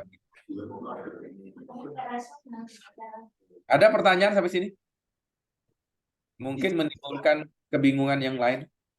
Izin bertanya, Prof. Boleh. Tidak perlu izin, langsung nanya aja, nggak apa-apa. Baik, Prof. Saya mau berteori sedikit ini, Prof. Ya, mau bertanya dengan Prof, apakah Prof hari ini bahagia, Prof? Kayaknya sih iya. Kenapa? Ada tanda-tanda saya nggak bahagia dari omongan saya? Ya, Prof. Ini kan filsafat, Prof. Kami mau berteori. Tadi sudah bertanya ke 4 teman saya di sini, Prof. Ya, terus? Mbak Hera dan Mbak Rizka. Jawabannya hari ini bahagia, Prof. Kalau sebetulnya hari itu ada berapa? Apakah hari Senin sampai Minggu? Ataukah hari kemarin, hari ini, dan hari esok? Kalau tadi Prof mengatakan hari ini bahagia, saya mau tanya kemarin apakah Prof bahagia, Prof? Iya. Iya. Kemudian apakah besok bahagia, Prof? Ini pertanyaan-pertanyaan berteori ini, Prof. Saya kaitannya dengan tadi mengukur. Katanya kan pertanyaan bukan apa, kemudian bisa dijawab, tapi perlu perenungan, berfilsafat. Yang hidup nikmat, kemudian berfilsafat, dan hidup dipolis tadi. Nah, kita baru merenung ini, Prof, untuk mempertanyakan itu. Sebetulnya tujuannya apa? Kalau toh misalnya kebahagiaan yang dicari, apakah hari ini kita harus bahagia gitu, Prof? Kalau tidak, kita rugi. Mohon dijelaskan dari sisi filsafatnya, Prof. Ini kayak pertanyaan Cak Lontong ya, tapi saya coba. Tapi saya coba inilah ya, gini. Bahagia itu tolong bedakan dengan sukses ya. Sukses itu you get what you want. Itu sukses. Apakah bahagia? Belum tentu. Anda memperoleh apa yang Anda mau itu sukses. Anda pengen jadi dokter, jadi dokter, saya sukses. Tapi setelah itu bahagia apa enggak? Belum tentu. Bahagia itu you want what you get. Artinya Anda menikmati atau Anda, ya kalau menggunakan menikmati terlalu ini ya, Anda mengambil, merasakan manfaat dari setiap step yang Anda dapat gitu ya. Jadi dengan cara begitu kita bisa bahagia. Karena bahagia itu per momen itu bisa beda-beda. Ketika Anda gajinya dulu cuma 2 juta, Anda bahagia. Karena Anda menikmati 2 juta itu. Ketika Anda dapat gaji 10 juta, Anda juga bahagia. Naik jadi 40 juta juga Anda bahagia. Karena Anda nikmati setiap proses itu. Jadi kan proses dengan produk itu, ini kalau kita kembali ya. Kan sebetulnya kalau kita lihat, itu sama kayak orang mempertanyakan, hakikat itu diam atau bergerak? Kalau kita lihat, kita nonton film, kan kelihatan film itu bergerak ya. Tapi kalau kita ambil pita filmnya, sebenarnya itu adalah kumpulan dari diam, betul nggak? Misalnya tangan saya pindahkan dari sebelah kanan ke kiri, itu kan sebenarnya kelihatannya bergerak. Padahal sebetulnya itu kumpulan dari diam gitu. Ketika dipercepat itunya, pergeseran diam itu kelihatannya gerakannya cepat. Ketika saya lambat, gerak itunya pergeseran diam kelihatan ada slow motion begitu. Jadi kalau gitu hakikatnya yang bergerak atau yang diam? Nah, bahagia juga sama kayak gitu. Bahagia itu bisa jadi dia adalah sequence per sequence gitu ya. Diam. Jadi tiap frame gambar itu, frame kehidupan kita itu, sebetulnya di situ ada potensi kita bahagia sebenarnya setiap itu. Jadi jangan menunggu bahagia itu menjadi sukses. Karena Anda hanya akan menyia-nyiakan proses itu. Dan karena di setiap perjalanan itu sequence itu ada bahagia.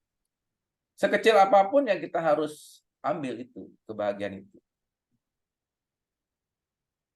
Lupa itu bisa jadi membahagiakan kan. Asal tahu konteksnya. Kalau pas ujian jangan. Gitu.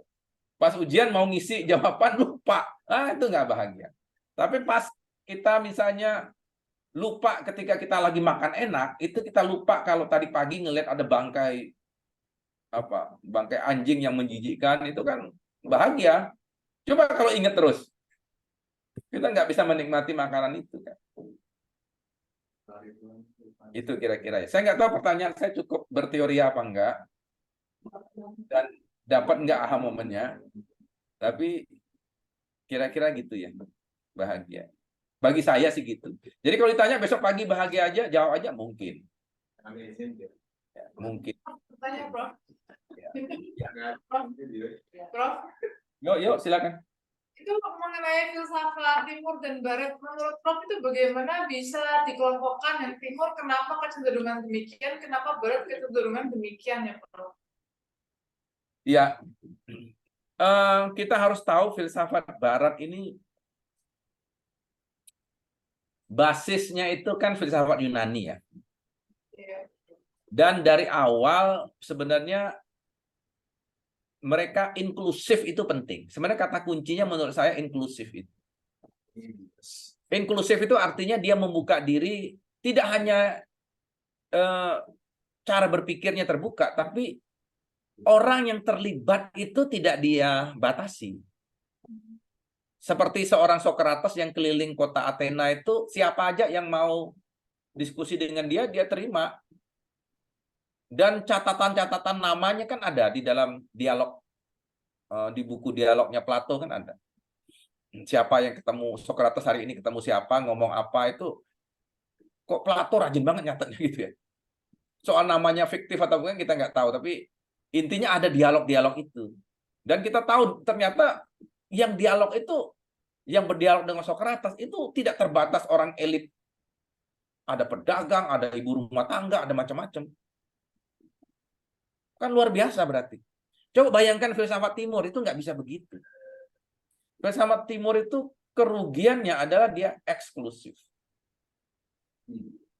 Eksklusif itu membuat dia nggak berkembang. Jadi kalau Anda ingin belajar satu keterampilan tertentu, kadang-kadang Anda ditanya dulu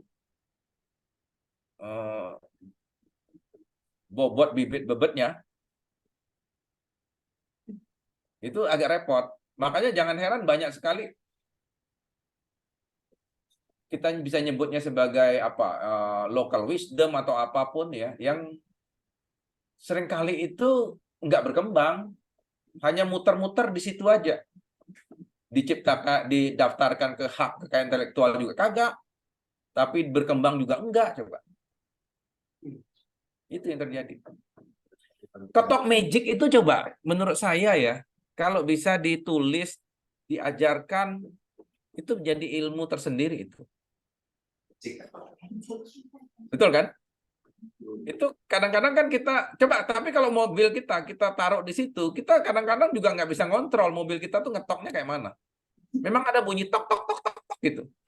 Tapi sebelum orang menemukan teknologi canggih seperti itu, tapi dia kok bisa ya, bisa merapikan itu mulus gitu.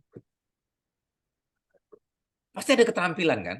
Saya nggak ngomong magicnya ya, tapi keterampilannya itu kan harusnya bisa ditularkan. Ilmu santet itu, nah ini kalau kita mau ngomong ya, itu sebenarnya menarik itu kalau bisa diajarkan 2 SKS aja. Ya sebenarnya. Kok bisa ngirimin paku ke perut orang? Gimana caranya ya? Dan kedokteran membuktikan betul setelah di ronsen ada paku loh di perutnya itu. Kan canggih itu. Canggih itu. Jangan dikira timur itu nggak canggih-canggih.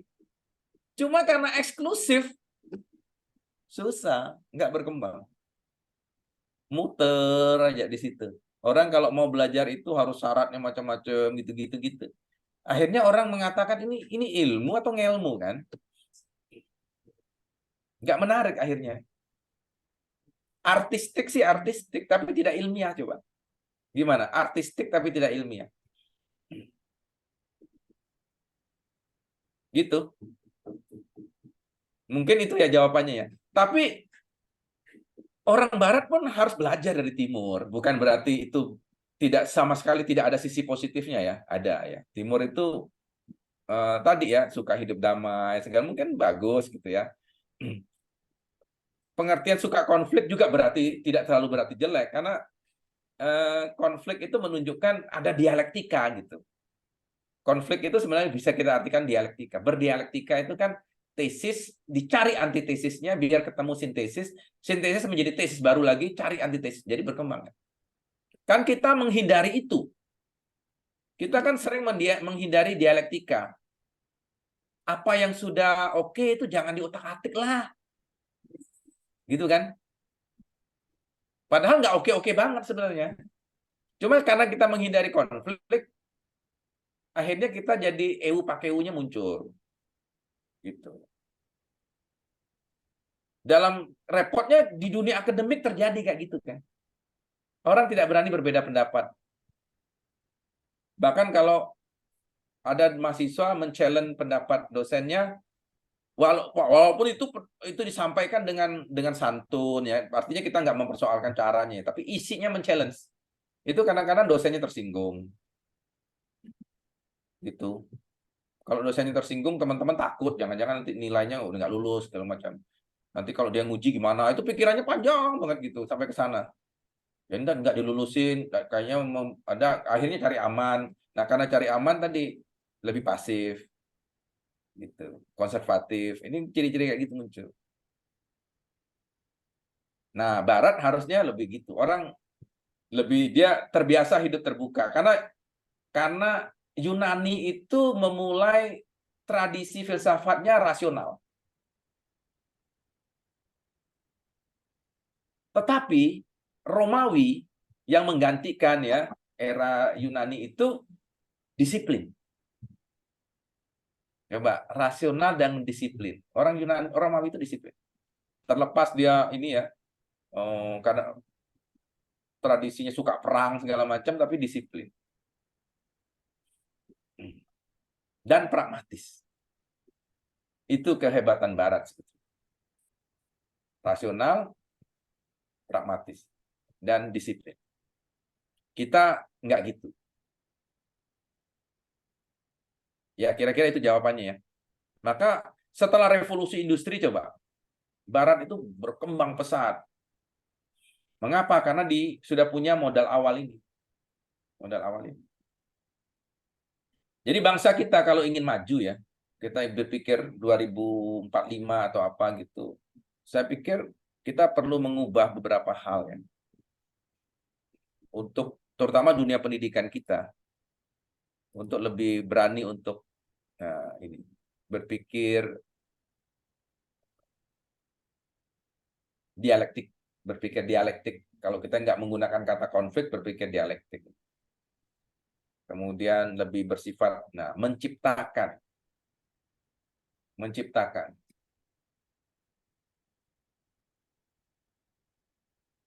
Sekarang kan ada perubahan atau melanjutkan, ya. Kira-kira gitu ya. Kalau ini kan bersifat meneruskan, bersifat menciptakan, kira-kira gitu. Sebenarnya itu Barat dengan Timur itu cara berpikirnya, filosofinya jelas ya. Tapi sebenarnya ini ada dasarnya semuanya, ada pembenarannya. Ya, menjawab nggak Bu? Cukup, Prof. Terima kasih. Ya, Izin, Bro. boleh? Waktunya sebenarnya sudah habis 10.25 gitu. Udah habis ya? Oh iya. Saya tuh kebetulan kita mau lanjutkan minggu depan ya. Ini sebenarnya masih panjang ya. Jadi ceritanya masih panjang nih, saya ngomong banyak ini cerita tentang ini. Nanti sampai ke aliran-aliran banyak ya. Oke. Prof, apakah izin boleh barangkali ada yang teman-teman yang meminta Prof jadi pembimbing atau apa, promotor, boleh minta nomor HP-nya Prof atau gimana? Atau komunikasi. Oke aja, saya nggak pernah saya tidak pernah menutupi nomor HP saya. Ya. Ini kalau saya tuh ada 2 nomor. Ini yang nomor yang agak lama karena ini 10 angka ya. Nah, belakangnya sama 1497. Cuma ini dua-duanya kepake ya. Jadi teman-teman kalau saya di sini nggak nyambung bisa pilih yang ini. Gitu ya. Biasanya WA lebih ini karena kalau saya diteleponin tuh kadang-kadang pas lagi di kelas, kadang-kadang itu agak mengganggu kalau saya jawab. Jadi saya kadang-kadang lebih mengandalkan di WA dulu kalau pengen ini diskusi. Diskusi itu boleh ya, memang tugas saya untuk diskusi ya. Kira-kira itu ya. Baik, kita bisa stop sampai di sini. Terima kasih, Prof. Terima kasih sudah ngingetin. Ini jamnya sudah 10.35 di tempat saya. Kita ketemu lagi minggu depan ya. Kita diskusi. Mudah-mudahan sampai ke filsafat ilmu hukumnya. Saya tuh kalau nggak salah kebagian 5 kali deh ya. Untuk ketemu dengan teman-teman. Sampai ketemu. Semoga ada manfaatnya. Amin. Mari. Terima kasih, Prof. Terima kasih, Prof. Prof. Terima kasih Prof, sehat selalu. Ketemu. Jawab pertanyaan ini kita lihat pada Mana? Sebelumnya.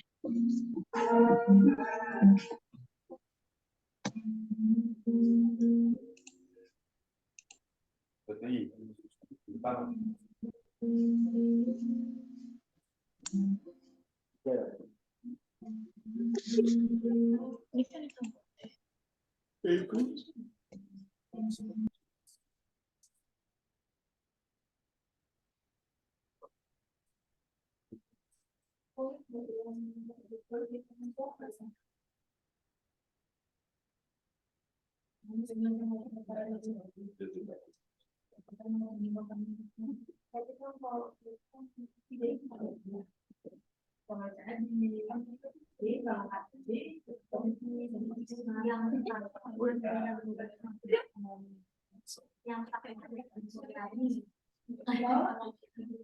Jangan lupa nanti kuliah jam 1.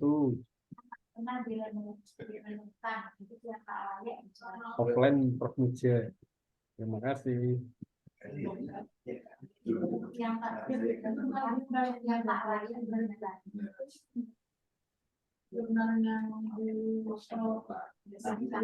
Di